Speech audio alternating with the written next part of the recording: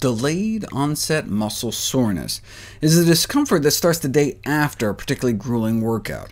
Micro tears in the muscle lead to inflammation, and so the leading pharmaceutical intervention is over-the-counter NSAIDs, non-steroidal anti-inflammatory drugs like ibuprofen, provided people are offered a reasonable guidance on the dangers of their use. The use of NSAIDs is associated with serious upper and lower gastrointestinal side effects, including upset stomach, stomach ulcers, stomach and intestinal bleeding, and perforation.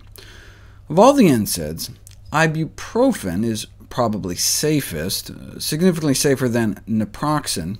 Still, there may be about a 1 in 100 chance we'll end up at our doctor's with some problem, and up to about 1 in 500 chance we could end up in the hospital because of taking simple over-the-counter ibuprofen. And that's mostly for the stomach. NSAID drugs also can damage the small intestine. Within hours of taking ibuprofen, it can make our gut leaky, and within days inflame our bowels.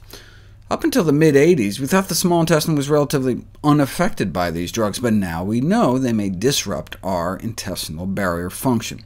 There's got to be a better way to deal with muscle soreness. Previously, I reviewed the role cherries may play in reducing muscle soreness, thought to be because of anti-inflammatory flavonoid nutrients. Interestingly, while the absorption of these phytonutrients can help with exercise, exercise may help with the absorption of these phytonutrients. Here's the absorption of fruit phytonutrients in sedentary volunteers. Compare that to how much triathletes get from the same amount of fruit. If you look at each of the individual phytonutrients they looked at, they were all significantly better absorbed by the athletes.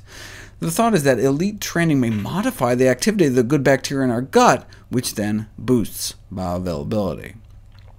But back to muscle soreness. Any other fruit that may help? Watermelon. Researchers in Spain had a group of men engage in intense physical activity after drinking 2 cups of fresh blended watermelon, or a watermelon-free placebo drink, and the next day those that preloaded with watermelon were significantly less sore, around 1 on a scale of 1 to 5 compared to closer to 2 after placebo.